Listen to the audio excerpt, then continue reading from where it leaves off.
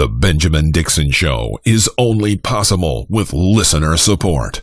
Go to www.thebenjamindixonshow.com to register for our blog and join the Progressive Army. And now, ladies and gentlemen, now about to witness the truth. It's the Benjamin Dixon Show.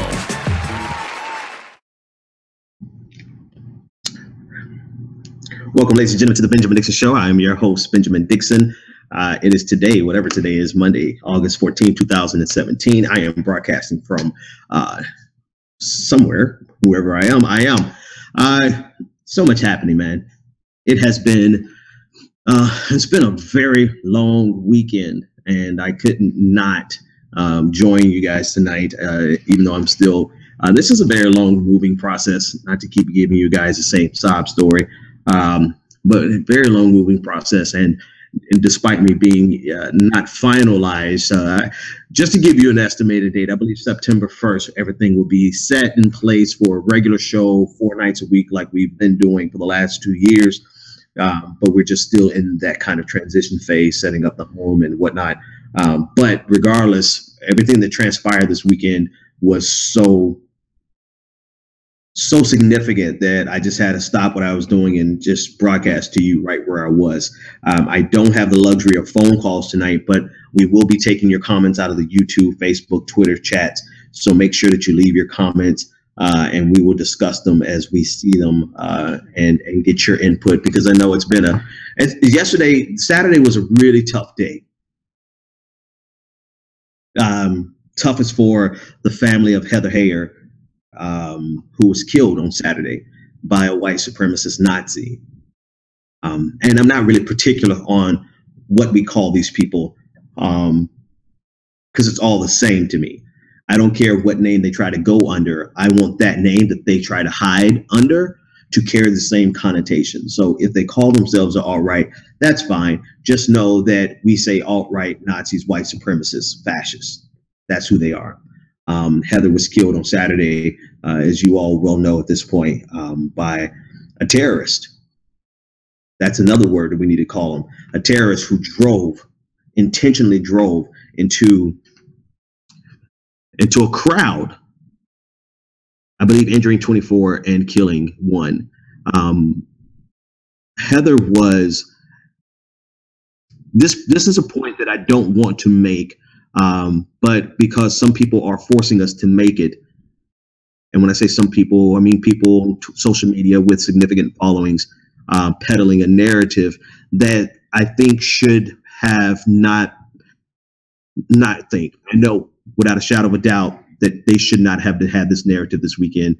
But because that narrative was present, I have to say that Heather was a Bernie Sanders supporter. And because of that, because I have to say that, you should understand what's been transpiring very much just sad. It's sad. It's sad that we're having to do this to identify her as a Bernie Sanders supporter, but it's only necessary because so many people on social media, from the president of the Center for American Progress, CAP, Neera Tanden, down to all of her henchmen and trolls. These are people with significant. Neera Tanden was scheduled to be in the White House with Hillary Clinton, peddling this idea that that Bernie Sanders supporters were not present. The real tragedy is that they're even discussing this in that language. A person died, so it shouldn't matter. Our politics need to be put aside, especially our inner party part of the politics bickering. I mean, that's the last thing that we needed to do on Saturday, was to discuss the Bernie versus Hillary wars. And I'm loath to even have to identify Heather as a Bernie Sanders supporter, because it should not matter. It shouldn't. It absolutely, can I say it one more time? It should not matter. But because people have drugged this narrative in the middle of this tragedy, I think it's only fair to the memory of Heather, because she was a fervent Bernie Sanders supporter based on her social media profile. But besides that, hopefully that's all I have to say about that, because I think it's extremely disingenuous, hurtful, just petty, and it shows you how these people are, or how deranged they are to look at this tragedy and think, this is a good point for us to score some cheap points against Bernie Sanders, even though these points are not true. Shame on every one of you. Shame on you, Neera Tanden. Shame on you, Solly, whatever the hell, Alt-Bright, whatever your name is. Shame on you, on all these people who are peddling this narrative in the midst of a tragedy. You have no conscience. You have no soul. You are a soulless, despicable group of people.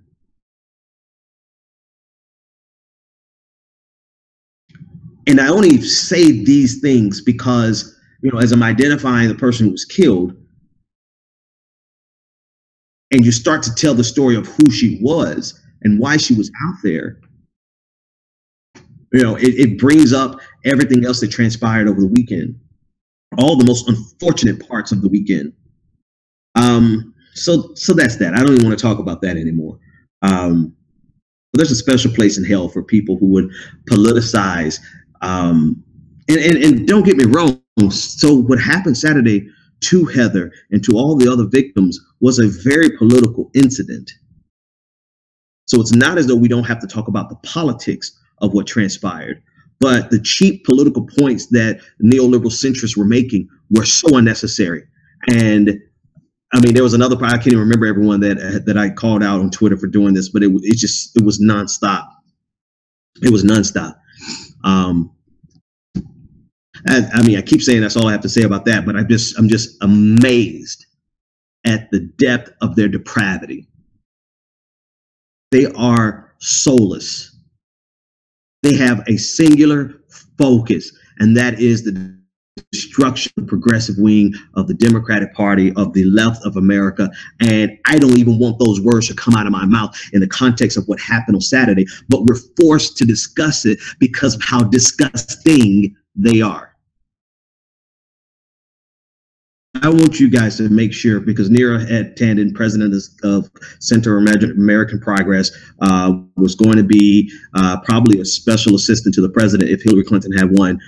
She's a very powerful woman, influential woman, powerful enough to get Matt Bruenig fired from Demos.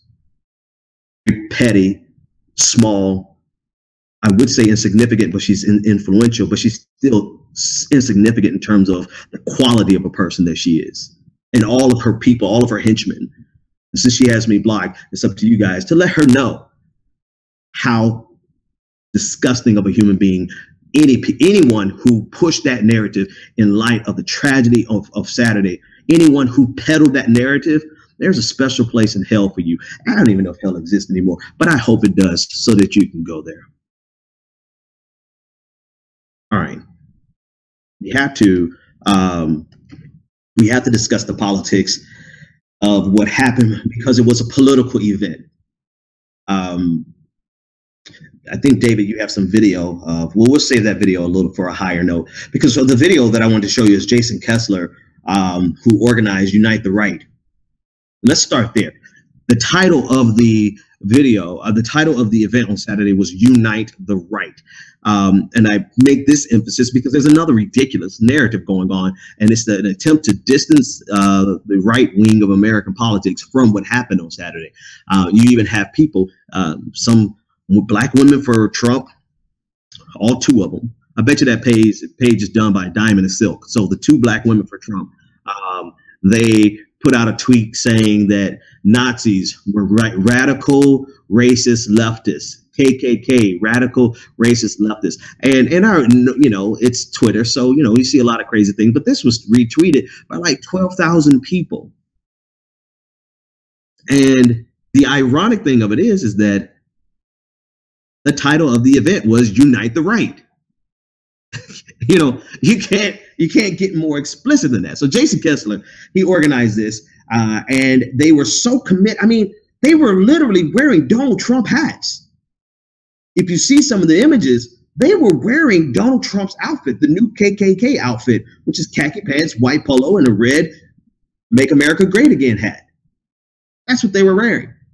So anyone who actually thinks at this point that they have part of me thinks it's Olympian quality cognitive dissonance to the point of almost being brilliant for them to be able to argue that the people in red Make America Great Again hats at a Unite the Right rally are actually leftist. Like, part of me wants to pause and think, man, these people must have some unbelievably brilliant cognitive abilities to write that narrative. But in reality, they're just dumb as shit. Oh, man, I promised my host I wasn't going to cuss. In reality, they are deranged, they're delusional, and they honestly believe that the right wing of America is incapable of doing something as insidious as we saw on Saturday. But in reality, it has always been the conservative movements in the United States of America who perpetrate the most draconian acts of violence throughout American history. This is not to absolve the left of any of its baggage on violence, and it's not to absolve the left of any of its problems on racism, but I'm not going to draw a false equivalence there. There is nothing that can be compared to conservative movements in terms of violence in American history, and conservative movements is what we saw on Saturday. Unite the right. There's only one real way, and we'll get to the conversation about free speech.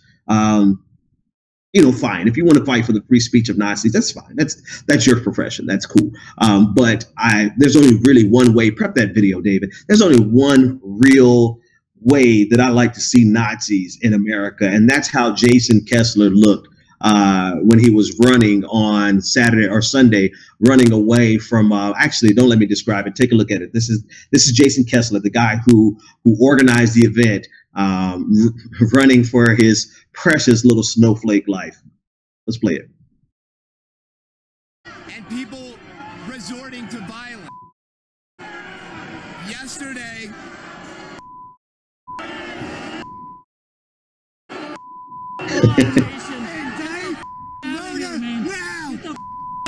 for murder now! For murder! Invited! You gotta watch him. Watch how he runs. He is so scared. I mean, you're a Nazi. Look at him run. I mean, look, he's gonna put his hand up like a little girl. I mean, I'm sorry, girl. I know girls who are stronger than this. And matter of fact, keep watching. Watch what happens. This is so good. Watch, he's running. He doesn't know where to go because nobody likes a Nazi. That's why. You have nowhere to run. Look, push. But this is the best part. Watch this amazing Wonder Woman. Watch. He's so scared. Look at him. And here she comes. Boom. Look at that sister. Look at that woman. Wonder Woman dropped his little coward ass. All right, that's enough. That's enough. Let's go back. That's how Nazis should be in the United States of America. Who hit them, but they probably get a charge. That's what it is. Take your charge. Take that time. Do your time. Do your stint. I'm not again. Oh, Ben is encouraging violence. Whatever. The very nature of Nazis is violence. Did you hear what they were doing? Did you see what they did? You see what they did? What they're advocating for? It is violent. And I'm getting past this point, and I think we need to settle this once and for all. Not all violence is the same. Violence that's designed to hurt people simply because they exist, that's Nazism. They want to destroy Jewish people, African Americans, Black people, Latino, anyone that's not pure. LGBTQ community, they want to destroy them, not because we're harming them. They want to destroy us because we exist. That type of violence cannot be compared to violence that is used to stop them. It's like this. I never understood the zero tolerance policy in schools. If you fight, if you just fight, simply fight at all, you're going to get suspended. You know what I say to my son? My son, he's only 6, so he hasn't gotten into any real fights yet. But if my son beats up a bully because he's trying to stop that bully from beating up somebody else, my son gets no punishment from me. Matter of fact, I'm gonna take him to Dave and Buster's. That's his favorite spot.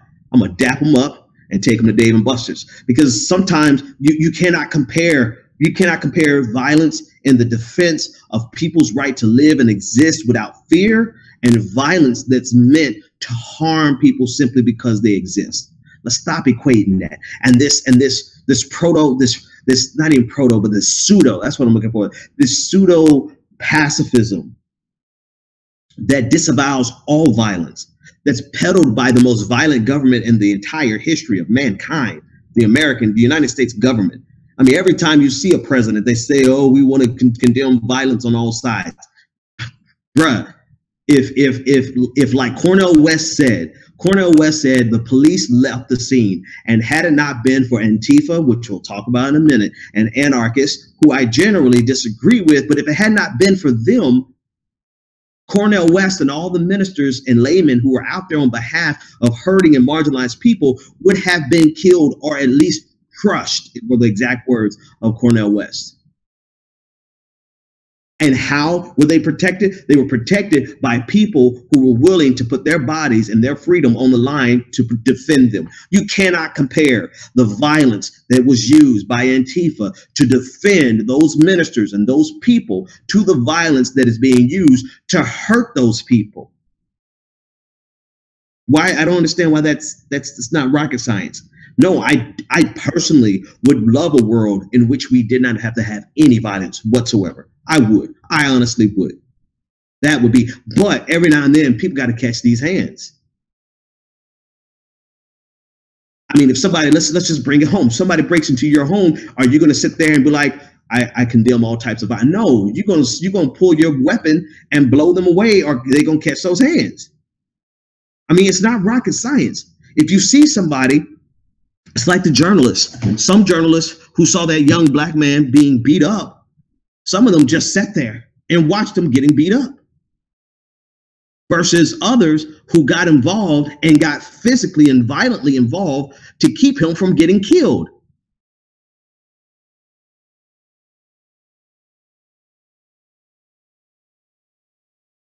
And I don't want to do this disclaimer, because I would rather, be honest with you, I would rather people just be mad at me for taking up for Antifa than for me to give this disclaimer.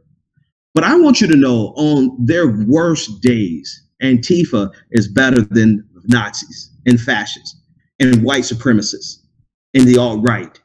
On their worst days. And you can go check my backlog. That's all I would say. You can go on check my backlog. Go to January 20th, 2017, Inauguration Day, and you can see my anger and frustration with Antifa for the same reasons that many people have a problem with Antifa. However, you cannot compare the violence that they used on Saturday to defend hurting and marginalized people to the violence that these people perpetrated, these Nazis perpetrated in hopes of harming people simply because they exist. Worst days, when they're destroying property and they got no good reason to be destroying property. On their worst days, when they're trying to incite, they're trying to fight the police, and I don't even know what the hell they're trying to fight the police for. Like, why are you fighting the police, Antifa? There's no reason at all. Goddamn, not today. Worst days. They're not worse. They can't even be compared to the violence that we saw from those Nazis on Saturday for the express reason of hurting marginalized people.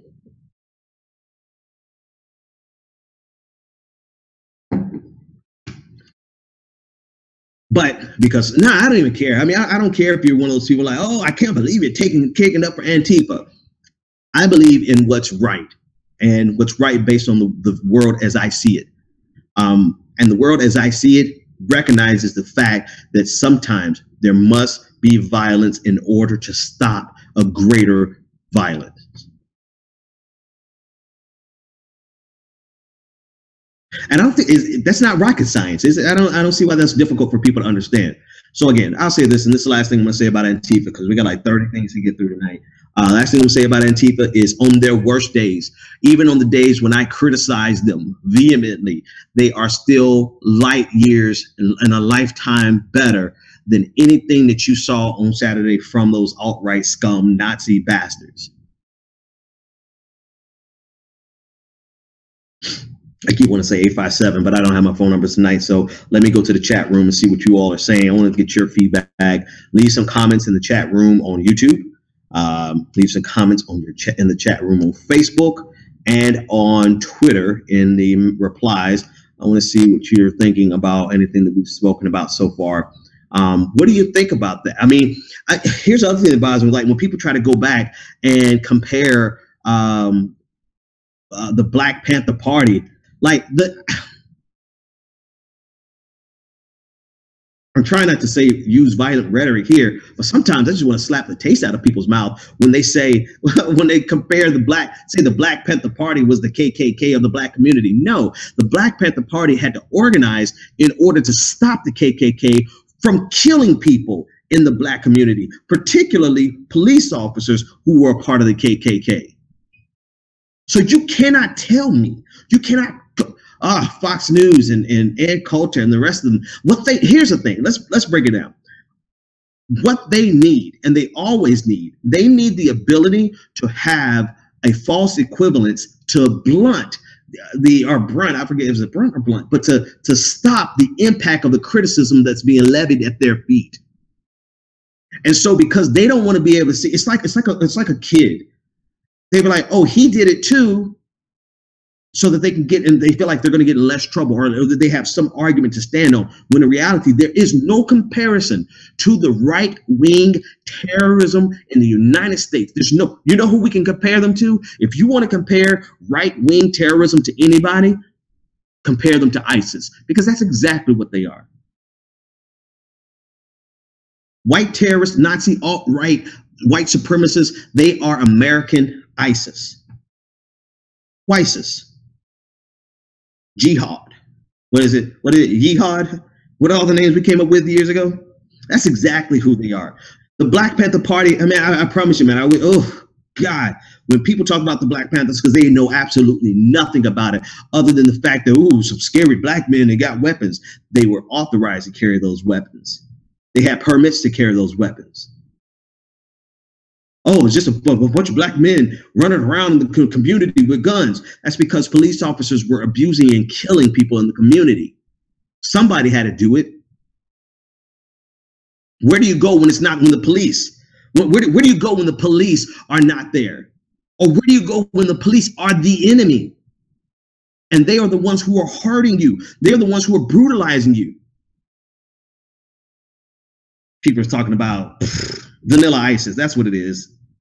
Vanilla ISIS. Talking about the Black Panther Party was the same as the KKK. No, the KKK was institutional.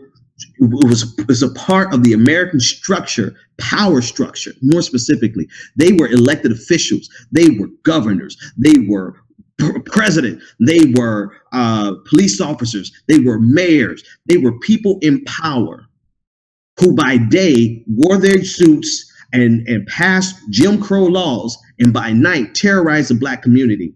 And the only thing that actually stopped them were armed patrols. Armed patrols that eventually concept evolved into the Black Panther Party for self-defense. And even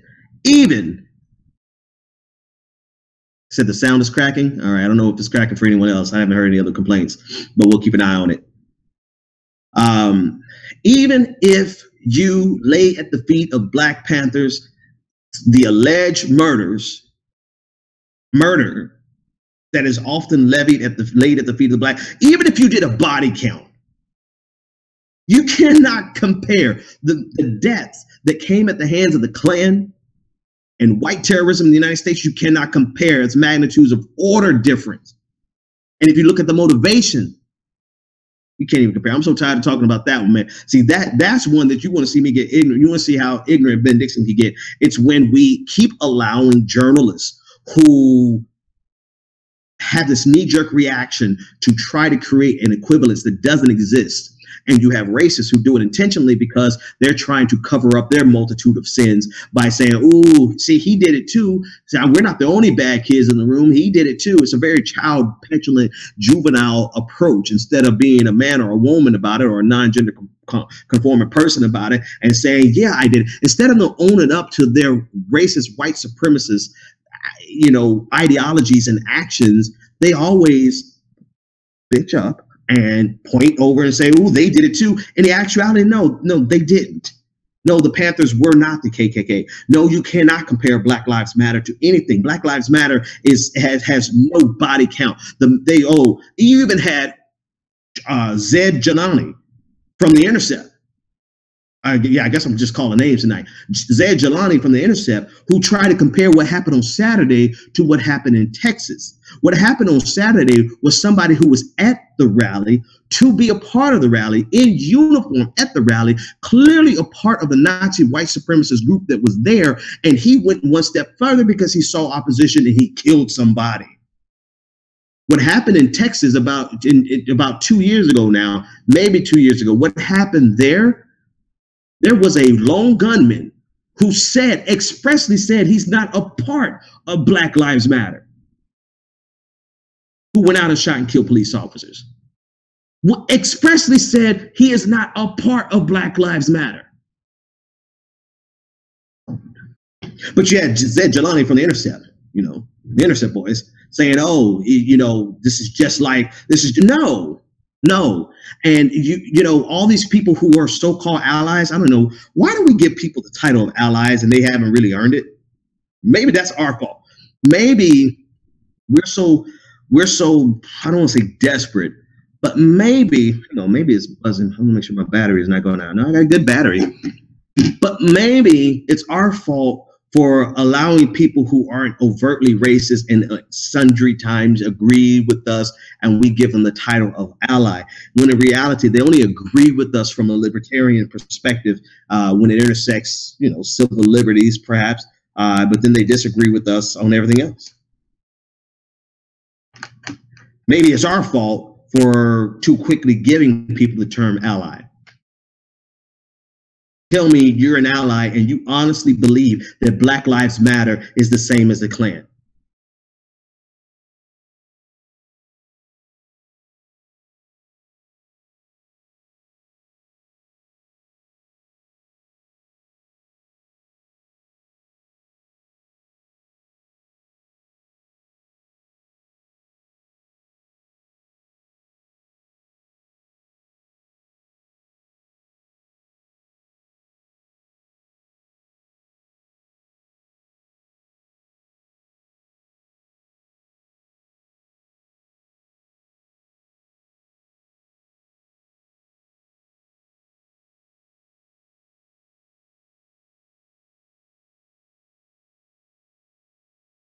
Matter.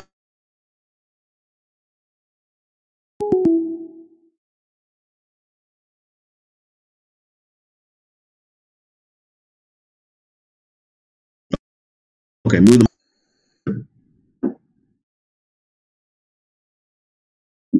Yeah, it looks like I saw my camera go off for a minute. Yeah, okay, I'm back. You guys you're gonna lose me in a second. So anyway, that's it. I moved the mic down a little bit for the audience. Maybe that was my. Not sure what that is, but we'll make it through the night. Bear with me tonight. We'll make it through the night, and I will use a different microphone tomorrow night. So that's it. That really frustrates me when people try to draw this false equivalence between. I'm sorry, I'm reading your comments. Someone called Ben. No, I'm here. Nobody called me. I'm not sure what happened, but I'm back. I should be back, right? Okay, great. But so that's what really, really bothers me when people try to draw this false equivalence between Black Lives Matter and even Antifa, right? Even though Antifa expressly has no problem, I still have a problem with using violence. I'm catching up, but and evolving in that way. But Antifa, that they expressly use violence. You still can't compare Antifa to fascists, the people they oppose, to these Nazis. You can't compare it. I'm just not as passionate when people about that, because I'm like, I have my own beef with Antifa, but I'm extremely passionate when I see people try to compare Black Lives Matter and the Black Panther Party for self-defense to the Klan. Please. All right, one other thing. I'm just going to move to these topics tonight because I don't want to stay here and then let the audio and video get even worse. So let's just go through all the topics. Here's the other thing. Free speech. I think we have been suckered. And because, more of the Intercept boys, and I didn't really work for the Intercept. I did contract work. When I did those videos for them, those shows for them, that was all contract work. But I noticed the Intercept boys, Glenn actually engaged in the conversation long before the conversation got to be about free speech. He was already out there tweeting about the tragedy and the white supremacy and all that kind of stuff. But, and I guess I really shouldn't include Michael Tracy into the Intercept boys. He's more of a Young Turks. He is part of the Young Turks. But Michael Tracy, Zed Jelani, Lee Fong, all these people who are, I don't really know. I guess they probably see themselves more as civil libertarians than progressives. But they are constantly on this thing about free speech. And it dawned on me yesterday how much of a straw man that really is. It's such a straw man because there's nothing about the speech of Nazis that's being inhibited by the government. In fact, it's being protected by taxpayers, those off-duty police officers. They have the ACLU who comes to their rescue every time somebody tries to block them.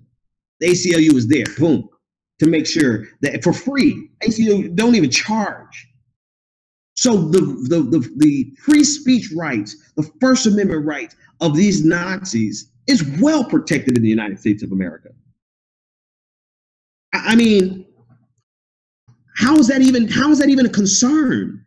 How's that even a concern? They win case after case. They always get the opportunity to go into the one I saw. They went into a Jewish community of years ago of Holocaust survivors. Nazis wanted to go there and protest. And you know what? They won the right to do so. How is the free speech of these Nazis being inhibited? What they want is not free speech because they already have that. What they want is the ability to have speech that doesn't have repercussions, that's unchallenged. That's what they want. They want speech that they can say nigga or nigger and not lose their job or not lose their social standing and have no repercussions. These fools actually thought that they could go out there, have their pictures taken, shouting all these racist, homophobic slurs and have no social ramifications, repercussions. It doesn't work like that. And they wanted to go and not be challenged by counter protesters. It doesn't work. See, everybody's like, oh, well, Ben, the counter protesters try to shut them down. That's inhibiting their free speech. No, it's not. That's the counter protesters expressing their free speech. There will always be a collision of speech in the public square. See, what these snowflakes really want, they want to be, I know you guys don't like that word. Whatever. All right. What these bastards want is they want to be able to go into the public square and have a safe space and never have their hate speech challenged or never be held accountable for their hate speech. That's what they're interpreting as free speech. The government has never inhibited the government has never inhibited their free speech. Maybe somebody cancels the event. You know what? Guess what? The ACLU is there to the rescue for Nazis. Their free speech is in no danger of being revoked or even encumbered. And so you have free speech activists like Zed, like Michael Tracy, like Lee Fong, like Glenn. But I'm gonna take Glenn out of that because actually, I did what Michael Tracy said that we should do. This is what Michael Tracy said that we should do. At least he suggested as much when he approached Maxine Waters. You remember the video where Maxine Waters body slammed him? Boom. You remember that video? When he approached her, he said, well, your timeline, or your Twitter timeline, you tweet, 20 times about Russia and only 5 times about X, Y, and Z. So he did this whole tweet ratio analysis, which I didn't think was a really useful analysis. But since he set the precedent, fine. I went to all the timelines and I looked who's say, out of these guys who are saying all of this about free speech, what do they say about Nazism? What do they say about white supremacy? What did they even say about Heather? And at the time that I did my analysis, they said nothing, or relatively nothing. I think it was like 1 to 12, or 1 to 12 ratio. One thing about white supremacy and Nazism, and 12 tweets about free speech, and we're trying to block the free speech of Nazis, which is not true. It's a straw man, a red herring, actually. So based on Michael Tracy's tweet analysis, and he and I talked about this,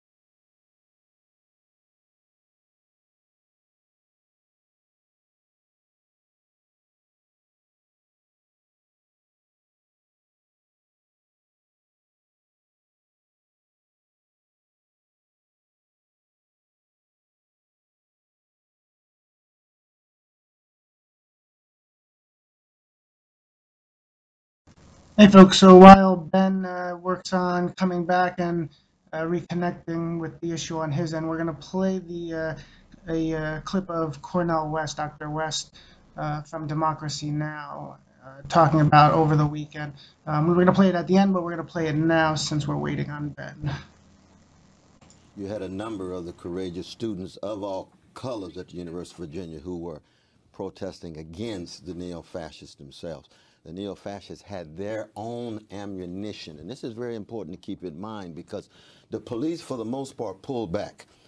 The next day, for example, the 20 of us who were standing, many of them clergy, we would have been crushed like cockroaches if it were not for the anarchists and the anti-fascists who approached over 350 anti-fascists. We just had 20, and we singing This Little Light of Mine. You know what I mean? So that Antifa meaning anti-fascist. The anti-fascists, and the crucial role, the anarchists, because they saved our lives, actually. We would have been completely crushed, and I'll never forget that.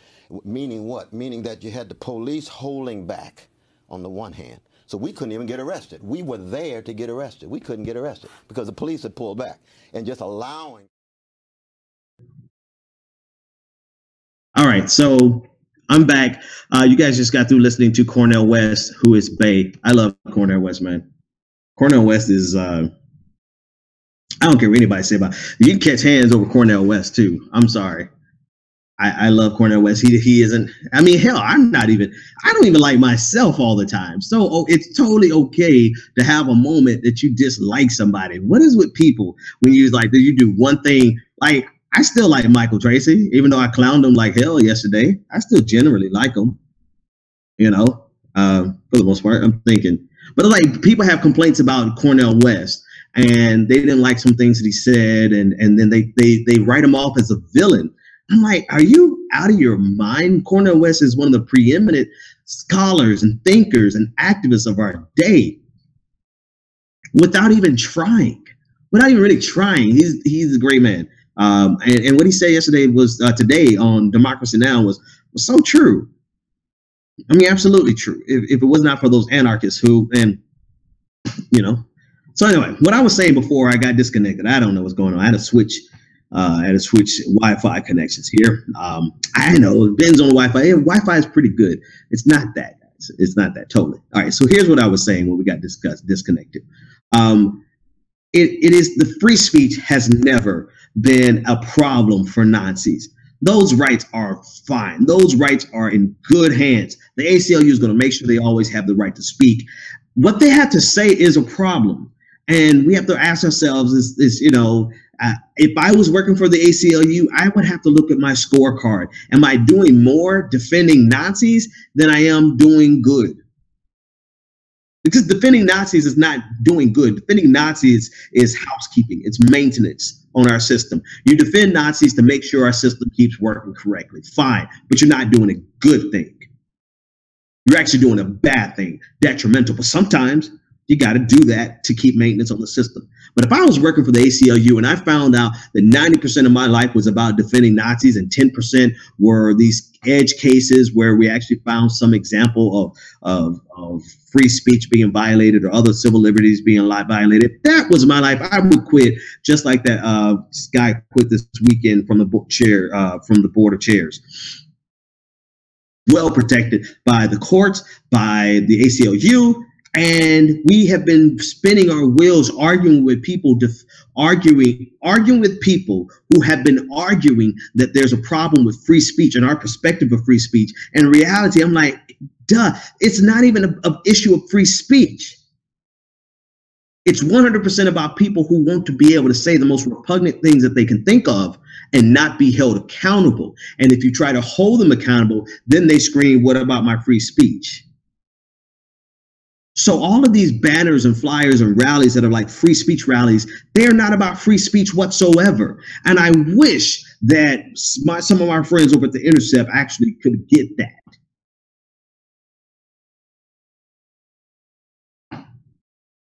And it's not just them, there's plenty of other people, but I think most of us are coming to terms with the reality that these guys aren't, this has nothing to do with free speech. It has everything to do with a bunch of people who feel as though they are so they have such an entitlement complex that they feel like they have the right to call you the most detrimental thing, the most hurtful thing that they can think of, and have zero ramifications. They are the idiots who sit in class and want to call a woman a B or a black person a nigger and not have anything happen to them because free speech. No, I don't think you understand. I pretty much think you failed Civics 101. There are always repercussions. Speaking of repercussions, Daily Stormer decided to defame the reputation of Heather Heyer after she had been killed with a disgusting headline that called her everything from fat to a slut to a childless use. They said everything they possibly could to be as hurtful as they could to her, as well as get clicks. Fine, you have the free speech to do that. They were not arrested. The government didn't come and shut them down. But you know who shut them down? GoDaddy. GoDaddy does not have to do business with that. You know who else shut them down? Google. You know why? Google doesn't have to do business with them. And so people, and you know what everybody's running around screaming? They're all like, oh, we're going to go march on Google. These motherfuckers' idea of oppression. Let me start that sentence again. These people, their idea of oppression is not being able to call you whatever expletive matches your identity, or whatever, let me say that more correctly, whatever expletive they've assigned to your identity. To them, that's oppression. The fact that they couldn't get away with calling a woman that their ideology killed a slut, they now feel oppressed, so they have to go march on Google. I'm sorry. Can we go back and play that video of Jason Kessler getting chased around like a little cowardly piece of Nazi scum that he is? Because these are the type of people. I didn't get to finish my speech. No, you didn't get to finish your speech because you got body slammed by a woman who might go to jail, she might get probation or something. But you know what? There are repercussions to your speech. And notwithstanding the people who violently thrashed him, which wasn't really too violent, but the people who shouted him down, that was their First Amendment right to shout him down. And if he didn't like it, and his ideology is so repugnant that he couldn't get anything out of his mouth, then he should have hired more security. But for all these people who want to go march on Google, this is really what you should be doing. Students of all colors Run. in West Virginia who were Run. No, play it.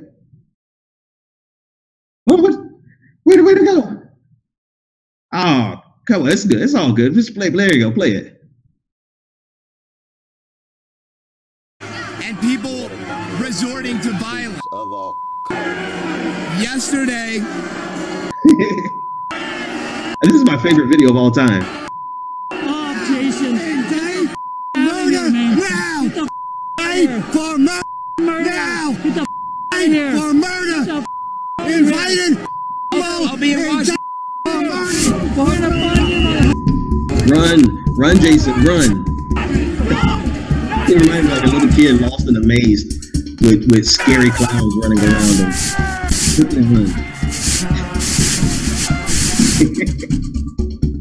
Well, where am I going to go? I can't go over here. There's an anti-fascist over there. I can't go over there. There's a black man over there. I'm going to run here. Get body slammed in the bushes. Here it comes. She runs up behind him and boom. All right, I'm sorry. Let's go back. Let's go back. I'm sorry. That's yes, he did. Digging in the crate said he ran like everybody saying he ran away like a little bitch. And that's what he did. I'm sorry. I had a revel in that. It's like the Richard Spencer. It's like the Richard Spencer loop. Guys, you may not be a person who's going to ever lay hands on somebody else. I'm most likely a person who's never going to lay hands on anybody else unless it's in self-defense. Absolutely in self-defense. But at a certain point, we got to realize what we're dealing with, and we have to make sure that we're not bringing a water gun to a gunfight.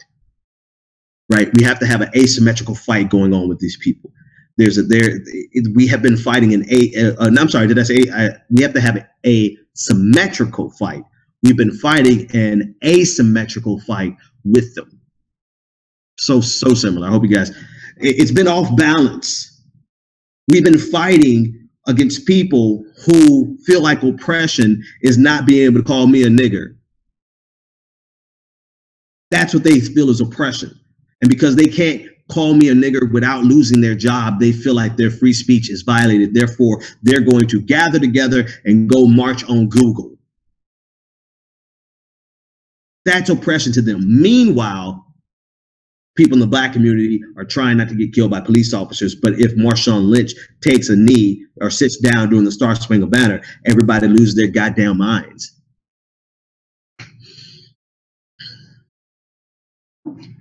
It's time. I mean, it's the moral of the story is this.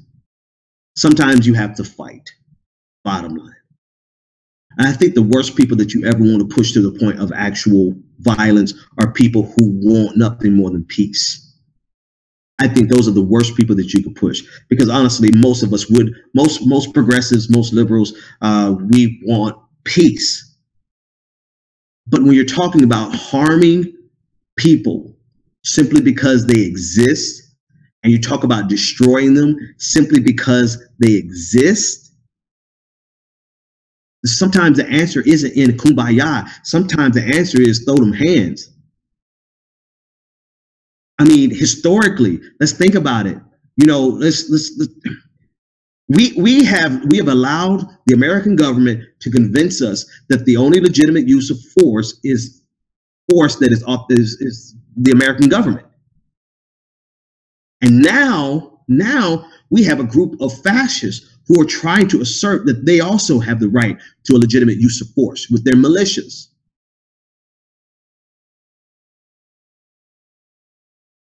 We have to stop this asymmetrical fight where we are seeing kumbaya, where they're bashing our heads in. All right, that's not the fight. You're not ready for that fight right now. Okay, fine. Here's the other asymmetrical fight that we have to do away with. This giving voice and platform to people in the name of free speech. It's not about free speech. It's about them being able to live without the repercussions of their actions. These people legitimately want to be able to call women whores. And that's the only one I'm willing to say on air. They want to be able to call women whores and sluts without losing their jobs. If you lose your job, that's not a violation of your free speech. That is an expression of the people around you saying that you're an ass, you're an asshole, and we don't want you around us.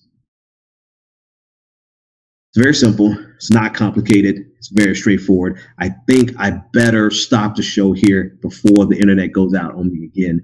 I'll see you guys tomorrow night, and I will be hardlined in on behalf of everyone who stuck with me, all the rest of you who stayed through the time that it was down. David, go ahead and take us out of here. See you next time, folks. Gonna go well with the Cornel West clip. Here you go, guys. You had a number of the courageous students of all colors at the University of Virginia who were protesting against the neo-fascists themselves. The neo-fascists had their own ammunition, and this is very important to keep in mind because the police, for the most part, pulled back. The next day, for example, the 20 of us who were standing, many of them clergy, we would have been crushed like cockroaches if it were not for the anarchists and the anti-fascists who approached over 350 anti-fascists. We just had 20, and we singing This Little Light of Mine. You know what I mean? So that Antifa meaning anti-fascist. The anti-fascists, and the crucial role, the anarchists, because they saved our lives, actually. We would have been completely crushed, and I'll never forget that. Meaning what? Meaning that you had the police holding back on the one hand. So we couldn't even get arrested. We were there to get arrested. We couldn't get arrested because the police had pulled back and just allowing fellow citizens to go at each other. The Benjamin Dixon Show is only possible with listener support. Go to www.thebenjamindixonshow.com to register for our blog, join the Progressive Army, and support The Benjamin Dixon Show. It's Ben Dixon! If you like this episode, be sure to share, like, and subscribe.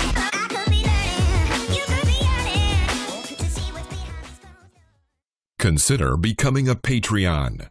Go to www.patreon.com/The BPD Show and support The Benjamin Dixon Show.